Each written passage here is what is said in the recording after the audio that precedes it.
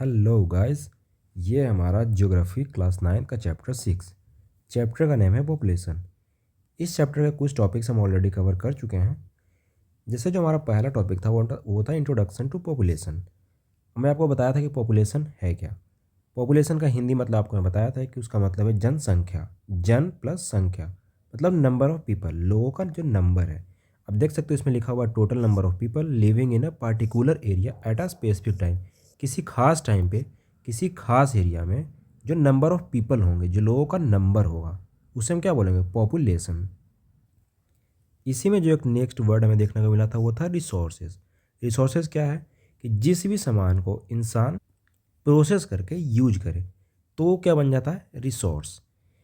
अब इसके आगे जो चीज़ था वो था पॉपुलेशन ज्योग्राफी डील्स विथ।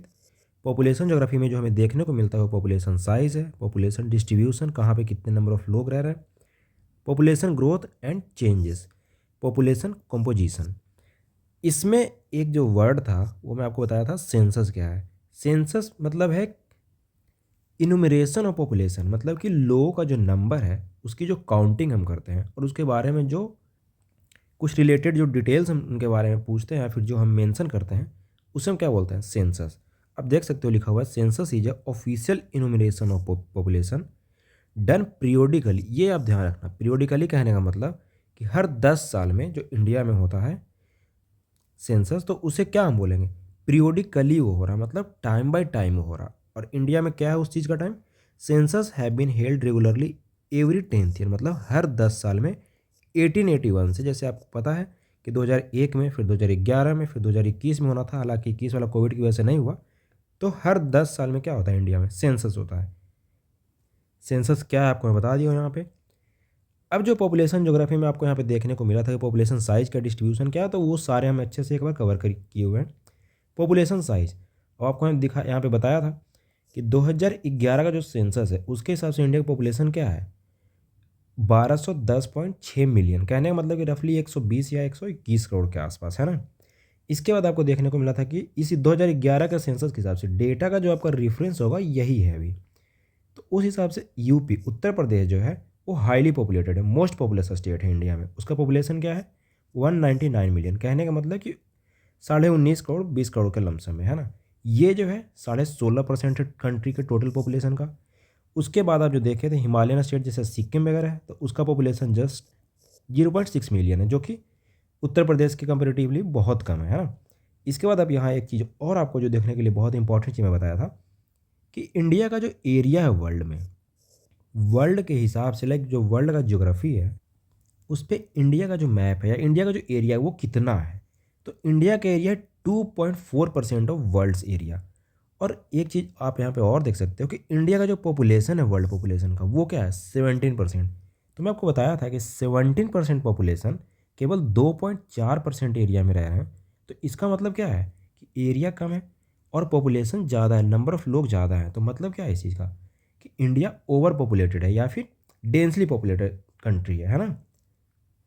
आपको नीचे में इमेज बताया था कि आप देखो कि इंडिया का क्या है, पॉपुलेशन 17.5% है वर्ल्ड का, और जो इंडिया का एरिया है वो केवल 2.4%। तो कम जगह में ज़्यादा लोग रह रहे हैं, मतलब क्या है? इंडिया पॉपुलेटेड है, ओवर पॉपुलेटेड मतलब कंट्री है ना।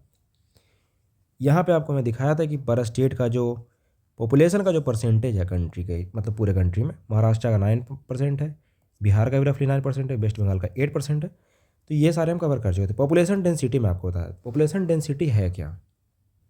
इसका मतलब है कि किसी खास एरिया में कितने लोग रह रहे हैं। जैसे अब ये दो एरिया समझो, अब यहाँ पे 4 लोग रह रहे हैं और इतने ही एरिया में अगर 9 लोग रह रहे हैं, ये दोनों एरिया सेम है, हालांकि ये बॉक्स छोटा बन गया, आप ये समझ लो। तो ये सेम एरिया में कितने लोग रह रहे हैं? 4 लोग। इस एरिया में 9 लोग, 6 लोग रह रहे हैं, सॉरी। तो आपको क्या लग रहा है कि इस सेम एरिया में अगर 6 लोग यहाँ पे रह रहे हैं, इस सेम एरिया में अगर 4 लोग रह रहे हैं, कहने का मतलब क्या है कि ये जो एरिया है वो डेंसली पॉपुलेटेड है, यहाँ पे ज़्यादा नंबर ऑफ़ लोग हैं। तो पॉपुलेशन डेंसिटी यही होता है कि नंबर ऑफ पर्सन लिविंग पर स्क्वायर किलोमीटर। पर स्क्वायर किलोमीटर में जितने नंबर ऑफ़ लोग रह रहे हैं तो उसे हम क्या बोलते हैं? डेंसिटी। डेंसिटी का हिंदी मतलब होता है घनत्व। अब उसका फॉर्मूला निकालने का, फॉर्मूला जो था पॉपुलेशन डेंसिटी का, उसका मैं तरीका बताया था। टोटल पॉपुलेशन उस एरिया का और एरिया। तो अगर उस चीज़ को, पॉपुलेशन को अगर हम एरिया से डिवाइड कर देंगे तो उससे हमारा क्या निकल जाएगा, पॉपुलेशन डेंसिटी। अब मैं आपको बताया हूँ कि सारे डेटा का जो रेफरेंस होगा 2011 का सेंसस होगा। तो 2011 का सेंसस के हिसाब से 382 पर्सन पर स्क्वायर किलोमीटर हमारा डेंसिटी है, पॉपुलेशन डेंसिटी है। उसके बाद बिहार जो है सबसे हाईली पॉपुलेशन डेंसिटी वाला स्टेट है। अरुणाचल प्रदेश में सबसे कम है। तो ये सारे टॉपिक हम ऑलरेडी कवर कर चुके हैं। पॉपुलेशन डिस्ट्रीब्यूशन मतलब कहाँ पे कितने लोग रह रहे हैं। हाई पॉपुलेशन डेंसिटी कहाँ पे है, आपको पता था उत्तर प्रदेश, बिहार, वेस्ट बंगाल। यहाँ पे क्यों पॉपुलेशन हाई है, क्योंकि फर्टाइल सॉइल है, यहाँ पे फ्लैट लैंड है। तो फ्लैट लैंड की वजह से क्या होगा, ट्रांसपोर्टेशन बढ़िया होगा, अवेलेबिलिटी ऑफ वाटर है। तो ये सारे जो कंडीशंस अगर फुलफिल्ड होंगे तो वहाँ पे पॉपुलेशन डेंसिटी क्या होगा, लोग क्यों ज़्यादा रहेंगे वहाँ पे, है ना।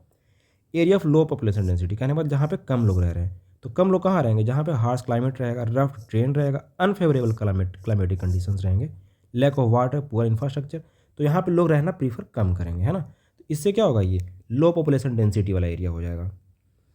ये मैप है, इसमें आपको बता दिया था कि ये जो इस कलर का जो शेड है तो 500 एंड एबव, तो 501 या उससे ज़्यादा लोग पर स्क्वायर किलोमीटर जो रह रहे हैं। तो उसके स्टेट आप देख सकते हो, उत्तर प्रदेश, बिहार, वेस्ट बंगाल, केरला। तो ये सारे स्टेट्स हैं।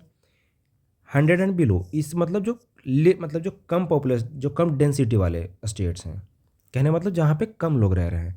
तो ये आप देख सकते हो कि यहाँ पे J&K, यहाँ पे काफ़ी हार्श क्लाइमेट है, यहाँ पे इंफ्रास्ट्रक्चर अच्छे से डेवलप नहीं हो पा रहा होगा, है ना। यहाँ पे ट्रांसपोर्टेशन बहुत ही हेल्दी या फिर बहुत ज़्यादा अच्छे से डेवलप नहीं होगा। तो इस वजह से यहाँ पॉपुलेशन डेंसिटी कम है, लोग यहाँ पे कम रहना प्रीफर कर रहे हैं। पॉपुलेशन ग्रोथ एंड चेंजेस में आपको बताया था कि पॉपुलेशन ग्रोथ हम मेज़र कैसे करते हैं, खास करके एब्सोल्यूट इंक्रीज। एब्सोल्यूट इंक्रीज कहने का मतलब कि जो उनके नंबर में इंक्रीज हो रहा। तो ये नंबर में जो इंक्रीज होने का जो फॉर्मूला आपको बताया था कि किसी दो सेंसस के बीच का डिफरेंस, कहने का मतलब कि अगर 2011 का सेंसस अगर एक से मान लेते हैं और 2001 का सेंसस वाई है, तो जो लेटर जो सेंसस है उससे अगर हम प्रीवियस सेंसस को माइनस कर देंगे, सब्सट्रैक्ट कर देंगे, तो क्या निकल जाएगा हमारा, डिफरेंस बिटवीन पॉपुलेशन। तो ये क्या एब्सोल्यूट इंक्रीज निकल जाए, कितने नंबर ऑफ लोगों में मतलब हमारा इंक्रीज हमें देखने को मिला, है ना। इसके बाद है एनुअल ग्रोथ रेट। ये हम कैसे देखते हैं, इन टर्म्स ऑफ परसेंटेज। कहने का मतलब कि अगर किसी जगह पे 2% का अगर इंक्रीज हो रहा है लोगों में, तो इसका मतलब क्या है कि पर 100% में 2% का इंक्रीज हो रहा है ना। इसके बाद ये मैं आपको डेटा यहाँ पे दिया हुआ था, इसमें आप देख सकते हो। इसको आपको बताया था कि रैपिड ग्रोथ आफ्टर 1951। अब ये सब का वजह भी मैं आपको बताया था कि अगर लोग हेल्दी डाइट फॉलो करें या फिर अपने हेल्थ के प्रति अच्छे से कंसर्न हो जाए, तो उनका क्या होगा, मोर्टेलिटी रेट डिक्रीज हो जाएगा, तो पॉपुलेशन क्या होगा, इंक्रीज हो जाएगा, है ना। तो ये सारी रिलेटेड टर्म्स जो मैं आपको बताया था, ये फिर आप यहाँ पे मैं आपको समझाया था कि कैसे देखो 2011 में 1210.19 यहाँ पे मिलियन हमारा पॉपुलेशन है, 1951 में 361.09 मिलियन हमारा पॉपुलेशन है। तो ये सारे टॉपिक्स हम ऑलरेडी कवर कर चुके हैं। अब आज जो हमें कवर करना है वो है process of population change. Population जो चेंज हो रहा है उसके प्रोसेस क्या है, या फिर वो कैसे पॉपुलेशन चेंज हो रहा है हमारे कंट्री में या फिर लाइक वर्ल्ड वाइड, है ना। The natural increase of population is the difference between birth rate and death rate. तो किसी भी जगह का जो नेचुरल इंक्रीज ऑफ पॉपुलेशन है वो क्या होगा, बर्थ रेट में से अगर हम डेथ रेट को घटा देते हैं, है ना। तो पहले आपको यहाँ पे समझना पड़ेगा कि बर्थ रेट और डेथ रेट है क्या। तो उसके अगर हम सब्सट्रैक्ट कर देते हैं, मतलब अगर बर्थ रेट किसी जगह का x है और डेथ रेट अगर y है, तो बर्थ रेट में से अगर हम डेथ रेट को घटा दे रहे हैं, सब्सट्रैक्ट कर दे रहे हैं, तो उससे हमारा क्या निकल जाएगा, पॉपुलेशन जो है increase, natural increase of population निकल जाएगा, है ना। अब हम पहले देखते हैं कि बर्थ रेट क्या है। बर्थ रेट में जो पहला पॉइंट है जो हमें देखने को मिल रहा है वो है नंबर ऑफ लाइव बर्थ्स पर 1000 पीपल इन अ ईयर। किसी एक साल में जो नंबर ऑफ लाइव बर्थ होंगे, कहने का मतलब कि अगर हम 1000 पीपल को लेते हैं, उसमें अगर से example x number of people का जन्म हो रहा है ना, तो उस जगह का जो बर्थ रेट है वो क्या होगा। आपको यहाँ पे जो फोकस जो आपको याद रखना वो है इन अ ईयर, एक खास टाइम पीरियड में, है ना। तो अगर पर 1000 लोगों में, मतलब पर 1000 लोग में अगर एक्स नंबर ऑफ लोगों का अगर जन्म हो रहा है, तो उस जगह का बर्थ रेट क्या हो जाएगा, एक्स हो जाएगा। वैसे सिमिलरली आपको यहाँ पे आप समझना डेथ रेट क्या है। डेथ रेट भी उसका just opposite, number of deaths पर 1000 पीपल इन अ ईयर। आप ये चीज़ ध्यान रखना कि ये पर ईयर की बात यहाँ पे हो रही है। तो अगर एक साल में आप समझ लो कि वाई लोगों की डेथ हो गई है, कितने लोगों में, पर 1000 लोगों में, पर 1000 लोगों में अगर वाई लोगों की डेथ हो रही है किसी एक साल में, तो उसे हम क्या बोलेंगे? Death rate. और वही यहाँ पे अगर एक्स नंबर ऑफ लोगों का अगर जन्म हो रहा है पर 1000 लोगों में, तो उसे हम क्या बोलेंगे? बर्थ रेट, है ना। अब आप यहाँ पे समझो कि high birth rate increases population. अब जब लोगों का जन्म अगर ज़्यादा होगा, अगर बर्थ रेट हाई होगा, मतलब नंबर ऑफ लाइव बर्थ ज़्यादा होगा, तो इससे क्या होगा? पॉपुलेशन इंक्रीज हो जाएगा, लोगों का जो जनसंख्या वो बढ़ जाएगा, है ना। In India birth rate have always been higher than death rate. India में जनरली जो बर्थ रेट है, जो लोगों का जो जन्म लेना है, वो ज़्यादा है डेथ रेट से, है ना। यहाँ पे जो दूसरा पॉइंट था वो मैं आपको बताया था डेथ रेट क्या है। डेथ रेट में मैं आपको बताया था कि नंबर ऑफ डेथ्स पर 1000 पीपल इन ए ईयर, मतलब अगर वाई लोग अगर एक साल में अगर पर 1000 लोगों में अगर वाई लोगों की डेथ हो रही है, तो उसे हम क्या बोलेंगे? Death rate. अब समझना, बस बहुत ही बेसिक चीज़ पॉइंट्स हैं। Death rate decrease. अब जो लोगों का जो डेथ है, डेथ रेट जो मृत्यु दर जो है वो कम हो रहा है। ये क्यों कम हो रहा है? अगर बेटर मेडिकल फैसिलिटी, अगर अच्छी मेडिकल सुविधा उन्हें दी जाएगी तो क्या होगा? इससे हमारा डेथ रेट कम हो जाएगा, है ना। इम्प्रूव्ड सैनिटेशन, अगर सैनिटेशन इम्प्रूव हो जाएगा तो लोगों का क्या है? हेल्दी लाइफस्टाइल होगा, तो इससे क्या होगा? डेथ रेट कम हो जाएगा।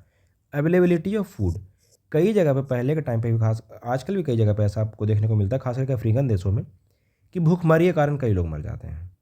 तो ये भी एक वजह है कि अगर अवेलेबिलिटी ऑफ फूड हो जाएगा, अगर कंट्री में फूड का अवेलेबिलिटी है, तो इससे क्या होगा? डेथ रेट कम होगा। डेथ रेट का डिक्रीज होने का ये सारा वजह है ना। अब जो तीसरा पॉइंट है, जो पॉपुलेशन चेंज को अकर करता है, जिससे पॉपुलेशन चेंज होते हैं, तो वो क्या है?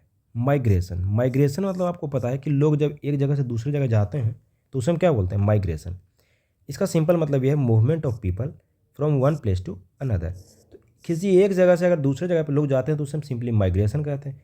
अब माइग्रेशन की वजह से कि पॉपुलेशन चेंजेस होंगे नहीं होंगे? बिल्कुल होंगे, है ना।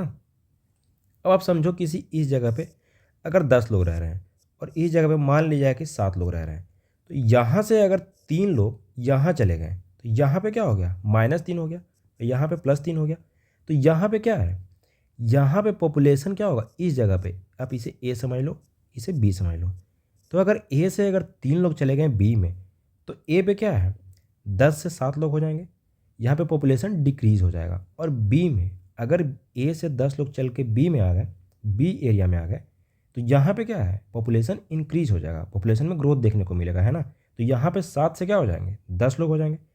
तो माइग्रेशन का ये इफेक्ट होता है, आप समझना। अब माइग्रेशन दो तरह के होते हैं। पहला, इंटरनल माइग्रेशन। इंटरनल माइग्रेशन कहने का मतलब क्या है? With in the country. अब कंट्री के विद इन, अब इंडिया के विद इन, जैसे अगर कोई इंसान हरियाणा से पंजाब चला जाए या यूपी से हरियाणा चला जाए, तो ये क्या है? विद इन कंट्री मूवमेंट हो रहा है। तो ये हम इसे क्या बोलेंगे? Internal migration. इंटरनल माइग्रेशन क्या है? With in the country. अब कंट्री में जो सबसे मेजर जो इंटरनल माइग्रेशन है, जो सबसे बड़े लेवल पर माइग्रेशन होता है, वो क्या है? Rural to urban. हालांकि अर्बन से रूरल में भी होता है, जो भी हम कोविड में देखे थे खास करके, लेकिन जनरली क्या है? रूरल से अर्बन होता है। It doesn't change size of population. इससे कंट्री का पॉपुलेशन साइज में चेंज नहीं आएगा। अब आप समझो कि ये पूरा एक ही कंट्री का तो दो स्टेट है। अब ए से बी जा रहा है, लेकिन वो विद इन कंट्री मूवमेंट हो रहा, तो इससे कंट्री का नंबर ऑफ पीपल में चेंज तो आएगा नहीं, तो इससे पॉपुलेशन साइज में चेंज नहीं आएगा, है ना। But influence the distribution of population with in the nation. लेकिन ये पॉपुलेशन डिस्ट्रीब्यूशन को, मतलब कहाँ पे कितने लोग अब होंगे माइग्रेट होने के बाद, तो उस चीज़ को अफेक्ट करता है, उस चीज़ को इन्फ्लुएंस करता है ना। But influence the distribution of population with in the nation. दूसरा जो टाइप ऑफ माइग्रेशन है वो है इंटरनेशनल माइग्रेशन। कहने का मतलब विद इन कंट्री। अब इंडिया से लोग मतलब रसिया चले गए या फिर अमेरिका चले गए, तो क्या है? ये इंटरनेशनल माइग्रेशन है। तो इससे क्या है? पॉपुलेशन साइज पे इंडिया का जो पॉपुलेशन साइज है, जो नंबर ऑफ लोग हैं, उन पे इफेक्ट आएगा? बिल्कुल आएगा। अगर पहले 10 लोग हैं, उसके बाद अगर उसमें 3 लोग चले गए, तो पॉपुलेशन हमारा क्या है? डिक्रीज हो जाएगा, कम हो जाएगा। तो इफेक्ट इस पे आएगा इंटरनल, मतलब इंटरनेशनल माइग्रेशन से, है ना। अब माइग्रेशन जो लोग मूव करते हैं, उसका वजह क्या है? अब माइग्रेशन का हम दो वजह समझेंगे। पहला है पुश फैक्टर और दूसरा है पुल फैक्टर। पुश फैक्टर कहने का मतलब कि किस वजह से लोग एक जगह से दूसरे जगह जा रहे हैं, मतलब इन प्रेशर वो जा रहे हैं यहाँ से। और पुल फैक्टर कहने का मतलब किसी जगह पे लोग क्यों आ रहे हैं, है ना।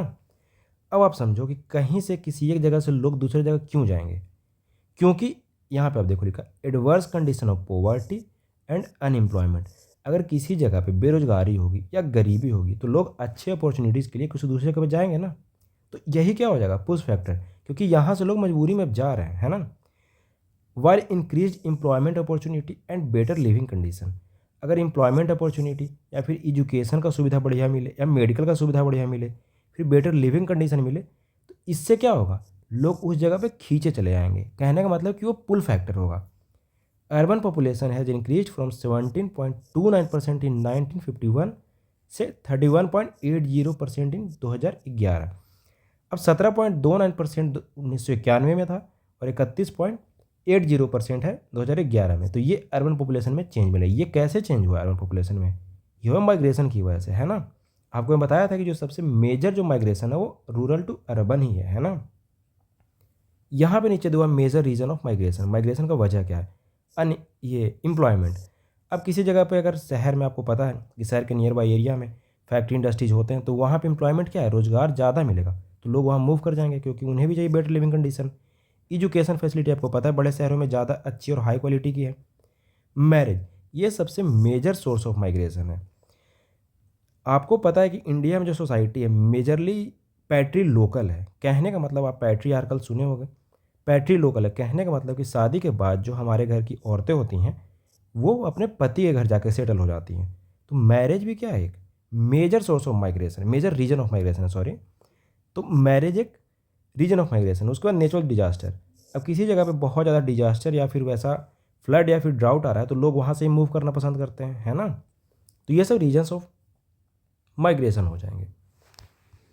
इसके आगे हमें देखना है एज कॉम्पोजिशन। एज कॉम्पोजिशन कहने का मतलब क्या है, आप यहाँ देखो लिखा है, जो नेक्स्ट टॉपिक है वो age composition. Age composition refers to number of people in different age group. Different age group में जो लोगों का जो नंबर है उसे हम क्या बोलते हैं, एज कॉम्पोजिशन। आप यहाँ समझना ध्यान से। मेजरली 3 एज ग्रुप होते हैं जिसमें हम अपने पॉपुलेशन को डिवाइड करते हैं। पहला क्या है, चिल्ड्रन। चिल्ड्रन का जो एज ग्रुप है वो 0 to 14 ईयर्स। अब जो बच्चे होते हैं वो डिपेंडेंट पॉपुलेशन होते हैं। डिपेंडेंट पॉपुलेशन कहने का मतलब क्या है कि वो अपने हेल्थ के लिए, एजुकेशन के लिए और भी जो उनके बेसिक फैसिलिटी या जो एम्यूनिटीज़ होते हैं उनके लिए डिपेंडेंट है। किन पे डिपेंडेंट है, अपने पेरेंट्स पे, अपने बड़े भाई पे, या फिर जो उनके नियर एंड डियर वन होते हैं उन पर डिपेंडेंट है अपने सारे फैसिलिटीज़ के लिए, है ना। तो जो चिल्ड्रन है 0 to 14 ईयर्स ये एज का जो ग्रुप है इसे हम क्या बोलते हैं, चिल्ड्रन। वो डिपेंडेंट पॉपुलेशन है। They need education and health care. अब इसके आगे एक वर्ड है वह एडोलेसेंट्स। एडोलेसेंट्स क्या है, are grouped in age group of 10 to 19 years. 10 से 19 साल के बीच का जो एज ग्रुप है उसमें जो पॉपुलेशन होंगे उन्हें हम क्या बोलेंगे, एडोलेसेंट। एडोलेसेंट का हिंदी मतलब होता है किशोर। हालांकि अब जवान मतलब यंग एज बच्चे आप समझ सकते हो, हालांकि इसका एग्जैक्ट हिंदी मतलब होता है किशोर। It constitute 1/5 of total population. जो हमारे कंट्री का जो एडोलेसेंट्स है वो 1/5 है टोटल पॉपुलेशन का। कहने का मतलब समझ रहे हो, 20% है ना। 20% जो पॉपुलेशन है वो क्या है, एडोलेसेंट्स हैं। इसके आगे एक है वर्किंग पॉपुलेशन। आप नाम से समझ सकते हो, वर्किंग मतलब जो काम करने वाले लोग हैं, जो कामकाजी लोग हैं। तो वर्किंग पॉपुलेशन कौन होंगे, जो 15 ईयर्स से लेके 59 ईयर्स तक, मतलब 15 से लेके 59 साल के एज ग्रुप में जो लाई करेंगे वो क्या बोलेंगे, वर्किंग पॉपुलेशन। अब वर्किंग पॉपुलेशन होते हैं, आपको पता है कि इकोनॉमिकली वो प्रोडक्टिव होते हैं क्योंकि वो काम कर रहे हैं, है ना। फैक्ट्री इंडस्ट्री या फिर जिस भी सेक्टर में वो काम कर रहे हैं तो वो इकोनॉमिकली प्रोडक्टिव है। Supports dependent population. अब आपको पता है कि डिपेंडेंट पॉपुलेशन है कौन, बच्चे। तो बच्चे को क्या करते हैं, सपोर्ट करते हैं, उनको ये फीड करते हैं, है ना। इसके ऊपर के जो एज ग्रुप वाले हैं उन्हें हम क्या बोलते हैं, एज्ड पॉपुलेशन। जो 60 ईयर प्लस होते हैं ये भी मोस्टली डिपेंडेंट हैं बच्चों की तरह। आपको पता है कि जो जो एज्ड लोग होते हैं, जो बूढ़े होते हैं, तो वो भी मोस्टली डिपेंडेंट ही होते हैं। हालांकि कई लोग होते हैं जो थोड़ा एम्प्लॉयड होते हैं कई जगह पे, लेकिन ये मोस्टली डिपेंडेंट ही होते हैं, है ना। They need medical and social support. Of course अगर उनकी एज ज़्यादा हो रही है तो उनको मेडिकल सपोर्ट या फिर सोशल सपोर्ट की ज़रूरत होगी। तो ये हमारा 3 एज ग्रुप है। एज कॉम्पोजिशन आप समझ गए हो। इसके आगे जो हमारा टॉपिक है वो सेक्स रेशियो। सेक्स रेशियो का मतलब क्या है, इसका हिंदी मतलब है लिंग अनुपात। कहने का मतलब क्या है, जैसे आप समझे थे डेथ रेट, बर्थ रेट, वैसे ही आप समझना कि sex ratio is number of females पर 1000 मेल्स। पर 1000 मेल कहने का मतलब कि हर 1000 मेल में कितनी लड़कियां हैं, है ना। अगर जो लड़की का मतलब पॉपुलेशन है, जो नंबर है, अब आप जी मान लो गर्ल्स का पॉपुलेशन, ठीक है। तो अगर 1000 लोगों में अगर जो नंबर ऑफ फीमेल्स हैं वो जी हैं, तो वहाँ पे सेक्स रेशियो क्या होगा, जी हो जाएगा। यहाँ पे आप समझो इंडिया सेक्स रेशियो, अब आपको पता है कि 2011 हमारा रेफरेंस होगा किसी भी डेटा के लिए, तो 943 फीमेल्स पर 1000 मेल्स। कहने का मतलब कि इंडिया का सेक्स रेशियो क्या है, 943 फीमेल्स। इसका मतलब ये है कि पर 1000 मेल में 943 फीमेल है हमारे कंट्री में, है ना। अब इंडिया में आपको पता है कि ये अगर हर 1000 मेल में अगर 1000 लड़की हो तो वो स्टेबलाइज होगा या फिर वो बैलेंस्ड वो सेक्स रेशियो होगा, लेकिन हमारे कंट्री में ऐसा तो है नहीं। हमारे कंट्री में आप देख सकते हो कि 943 फीमेल्स ही हैं पर 1000 मेल्स में। तो इसका वजह क्या है, cause of low sex ratio in India. आपको पता है कि प्रीफरेंस ऑफ मेल चाइल्ड, कई पेरेंट्स होते हैं हालांकि आज भी जो मेल चाइल्ड को, जो बॉय चाइल्ड को प्रीफर करते हैं गर्ल चाइल्ड के ऊपर, है ना। तो इस वजह से क्या है, आपको पता होगा कि फीमेल फीटिसाइड होता है या इन्फेंटिसाइड होता है, मतलब बच्चों को जन्म लेने से पहले कई दफ़ा लड़कियों को मतलब मार दिया जाता है, या फिर जन्म लेने के बाद भी कई केसेस आप सुन रहे होंगे, है ना। तो ये भी लो सेक्स रेशियो, जो जो कम लिंग अनुपात है इंडिया में, उसका एक वजह है poor health care of women.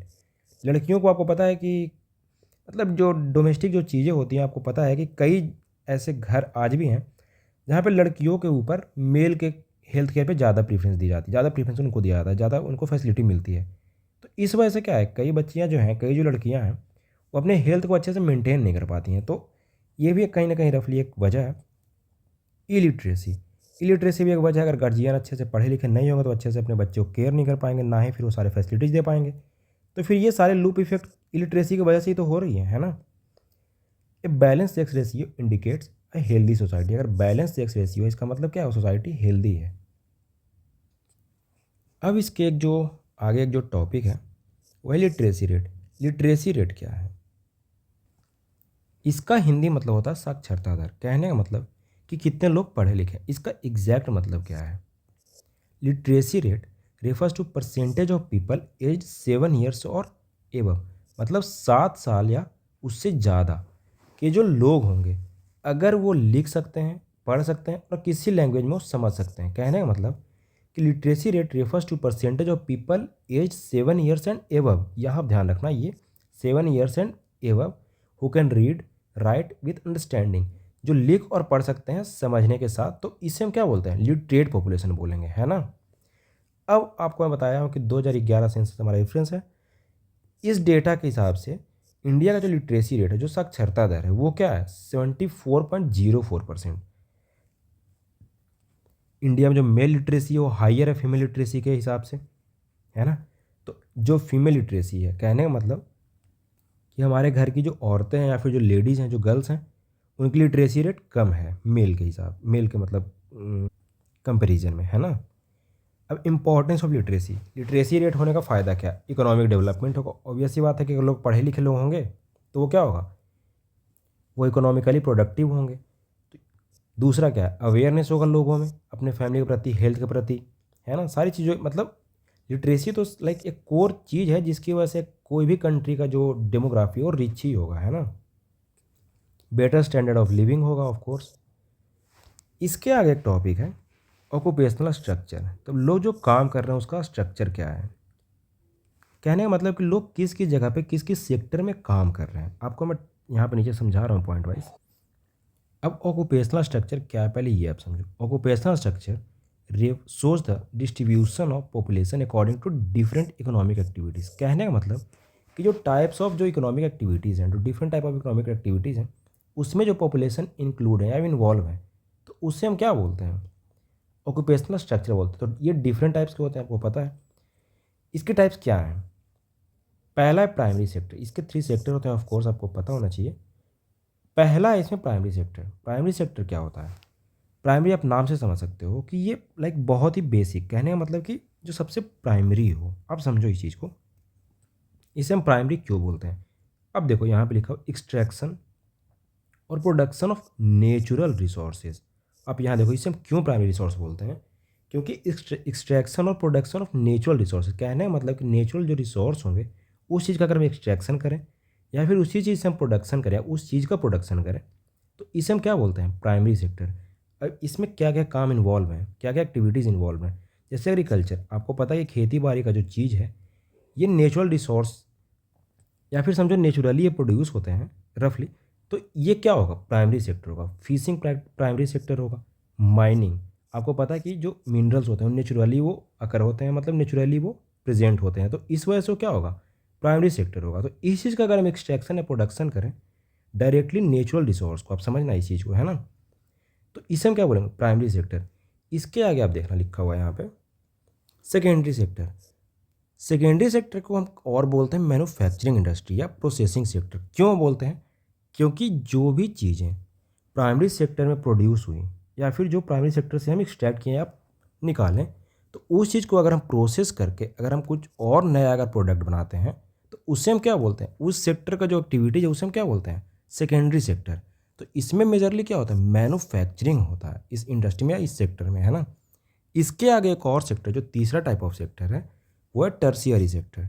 Tertiary sector majorly क्या इंक्लूड करता है? सर्विसेज। जो सर्विसेज है वो किस सेक्टर में आएगा? टर्शियरी सेक्टर में। कहने का मतलब कौन सी सर्विस की बात चल रही है यहाँ पे? एजुकेशन, जो टीचर हमें पढ़ाते लिखाते हैं, तो उस कौन से सेक्टर में वो आएंगे? टर्शियरी सेक्टर के वो होंगे पार्टिसिपेंट, है ना। हेल्थ, जो डॉक्टर वगैरह होंगे। ट्रांसपोर्ट, तो ये सारी जो एक्टिविटीज़ हैं ये किस में इंक्लूड होंगी? टर्शियरी सेक्टर में। ये three major type of sector हैं। इसके आगे दो चीज़ और है, आप समझना। एक है क्वाटरनरी सेक्टर, दूसरा है क्विनरी सेक्टर। क्वाटरनरी सेक्टर क्या, किसे हम बोलते हैं? जो नॉलेज बेस्ड सेक्टर होते हैं। कहने का मतलब कि जो लोग रिसर्च एंड डेवलपमेंट एक्टिविटी में, R&D एक्टिविटी में जो इन्वॉल्व है, या फिर जो IT सेक्टर में इन्वॉल्व है, उससे हम किस सेक्टर के पार्टिसिपेंट बोलेंगे या किस सेक्टर के उससे हम एक्टिविटीज़ बोलेंगे? वो क्वाटरनरी सेक्टर में आएंगे, है ना। अब एक और वर्ड मैं आपको बताऊँ, क्विनरी सेक्टर। क्विनरी कौन से होते हैं? जो हाई लेवल डिसीजन मेकर होते हैं। कहने का मतलब जो गवर्नमेंट है, जो टॉप जो रिसर्च एक्टिविटी जो करते हैं हमारे कंट्री में, तो ये सारे किस सेक्टर में आएंगे? क्विनरी सेक्टर में। ये आपको बहुत रफली जानना है, बहुत डीप में नहीं जानना है इस चीज़ को। तो क्वाटरनरी क्या है? जो नॉलेज बेस्ड इकोनॉमी है, नॉलेज बेस्ड इकोनॉमी है, सॉरी, तो वो क्या होगा? क्वाटरनरी। और जो हाई लेवल डिसीजन मेकिंग करते हैं उन्हें हम बोलते हैं क्विनरी सेक्टर, है ना। In India large population depends on agriculture. आपको पता है कि इंडिया में 45 to 50% जो पॉपुलेशन है वो एग्रीकल्चरल इकोनॉमी में या फिर एग्रीकल्चरल एक्टिविटी में इन्वॉल्व है ना।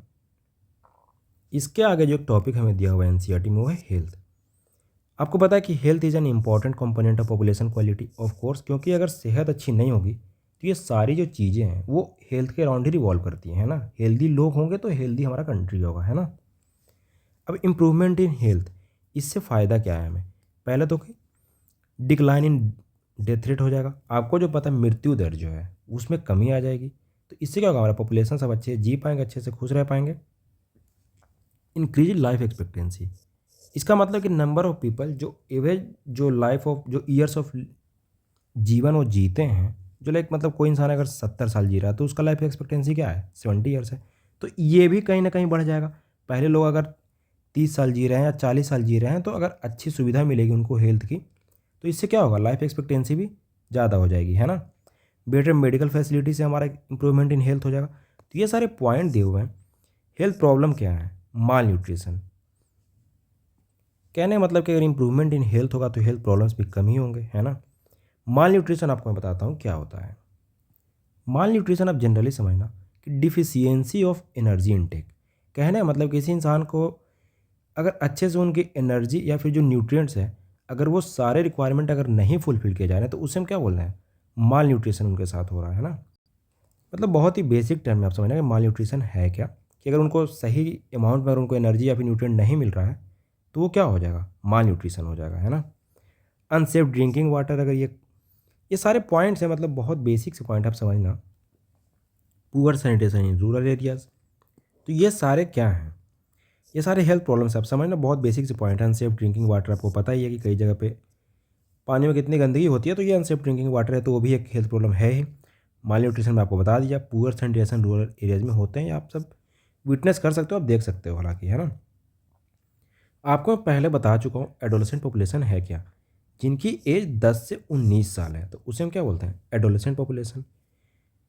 अब आपको मैं बताता हूँ कि एडोलेसेंट हैं कौन या फिर उनका लाइक रोल क्या है इकोनॉमी में। आपको पता है ना कि कोई भी जो कंट्री है फिर इकोनॉमी है, वो कंट्री जो मेजरली रिलाय करती है वो किन लोगों पर रिलाई करती है, वो यंग लोगों पे तो रिलाई करती है ना। सारा जो एक्टिविटीज़ है वो उनके अराउंड ही तो रिवॉल्व कर रहा होता है। तो इनका हेल्दी रहना या फिर इनका प्रोडक्टिव रहना बहुत ज़रूरी है किसी कंट्री के इकोनॉमी के लिए, है ना।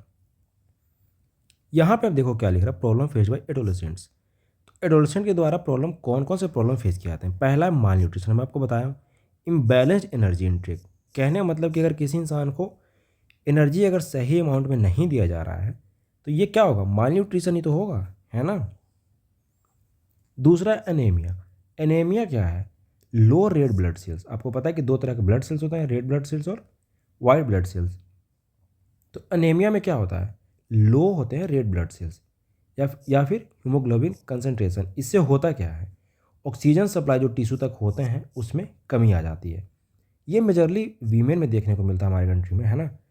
तो ये सब क्या है, एडोलेसेंट के प्रॉब्लम्स हैं। ये सारे एडोलेसेंट के क्या हैं, प्रॉब्लम्स हैं। माल न्यूट्रिशन और एनीमिया, लैक ऑफ एजुकेशन। आपको पता है कि कई लोग स्टिल आज भी हैं जिनको बहुत ही प्रॉपर हिसाब से मतलब प्रॉपर एजुकेशन फैसिलिटी उनको नहीं मिलती है। तो ये भी कहीं ना कहीं एक प्रॉब्लम ही है। अर्ली मैरिज, आपको पता है कि बाल विवाह कई बच्चों के साथ हो जाती है, कई बच्चों की जाती है। तो इसके साथ ये क्या है, एक प्रॉब्लम ही तो है कि उनके अपने कैरियर को या फिर उनके लाइफ को अच्छे से अगर एस्पायर नहीं करने दिया जा रहा, तो ये सारी भी चीज़ें तो प्रॉब्लम ही है। Adolescent are important as they form future workforce of country. आपको मैं बताया हूँ कि एक शायद आप लाइन सुने हो कि जिस ओर जवानी चलती है उस ओर जमाना चलता है, ऐसे करके कुछ एक लाइन है। तो ये बहुत इंपॉर्टेंट रोल प्ले करते हैं किसी कंट्री की इकोनॉमी में, है ना। एक और लास्ट पॉइंट जो इस चैप्टर में मैं कवर करना है वो नेशनल पॉपुलेशन पॉलिसी, जो 2000 में आया था। इसका काम क्या था, national population policy was introduce to control population growth. अब इंडिया आपको पता है कि हाईली पॉपुलेटेड एक कंट्री है। तो ये जो पॉपुलेशन पॉलिसी आया था 2000 में, इसका काम क्या था, इसमें प्रोविजंस थे पॉपुलेशन ग्रोथ को कंट्रोल करने के और उसके साथ साथ इम्प्रूव क्वालिटी ऑफ लाइफ। अब लोग जो हैं उनके क्वालिटी ऑफ लाइफ बेटर हो, बेटर स्टैंडर्ड ऑफ लिविंग हो। तो ये सारे उसके क्या थे, गोल थे कहीं ना कहीं। अब इसमें मेजर ऑब्जेक्टिव, इसके मेजर जो गोल थे वो क्या थे, मेन ऑब्जेक्टिव्स। पहला तो है कि रिड्यूस्ड इन्फेंट मोर्टेलिटी रेट। इसका मतलब क्या है, मोर्टेलिटी रेट का मतलब क्या, आपको मैं बताता हूँ पहले। इन्फेंट मोर्टेलिटी रेट ये होता है कि अगर कोई बच्चा अपना 1 साल कंप्लीट करने के पहले अगर उसकी डेथ हो जाती है तो इसे हम क्या बोलते हैं, इन्फेंट मोर्टेलिटी रेट। कहने का मतलब ये है कि पर 1000 लाइव बर्थ हैं, पर 1000 बच्चों का जब जन्म हो रहा है उसमें जितने बच्चों की डेथ हो जा रही है 1 साल से पहले, है ना। तो इसे हम क्या बोलते हैं, इन्फेंट मोर्टेलिटी रेट। तो इसमें ऑब्जेक्टिव क्या था नेशनल पॉपुलेशन का, एनपीपी जो 2000 में आया था उसका ऑब्जेक्टिव में क्या था कि इसे हम 30 के कम कर देंगे। कहने का मतलब कि जो डेथ हो रही है पर 1000 में वो 30 से कम हो जाए। तो ये पहला ऑब्जेक्टिव था। दूसरा क्या था, यूनिवर्सल इम्यूनाइजेशन। ये सारे गोल्स हैं इसके, ये जो एनपीपी आया था ना इसके गोल्स हैं। Promote delayed marriage for girls. आपको मैं बताया कि अर्ली मैरिज बच्चों की जाती है, बाल विवाह आपको पता है। तो इसका गोल एक ये भी था, प्रमोट डिलेड मैरिज, मतलब 18 साल से बाद एटलीस्ट लड़कियों की शादी हो, है ना। Free and compulsory education up to 14 years. 14 साल तक फ्री और कंपलसरी एजुकेशन दिया जाए। आपको पता है कि ये सब एफआर में भी इंक्लूडेड है कहीं ना कहीं। इसके आगे एक और था, encourage family planning. Family planning आपको पता है क्या है, फैमिली प्लानिंग का सिंपल मतलब है कि if any one decided how and when, like how many and when they want to have their children. तो सिंपली इसका मतलब ये है कि कितने बच्चे वो करना चाहते हैं किस टाइम पे। तो ये है फैमिली प्लानिंग। तो ये सारे टॉपिक कवर्ड हैं इस चैप्टर में। तो ये सारे टॉपिक हमारे कवर्ड हो गए, इससे ज़्यादा हमारे इस टॉपिक में कुछ करना नहीं था। So thank you so much, do like, subscribe and share this videos as well.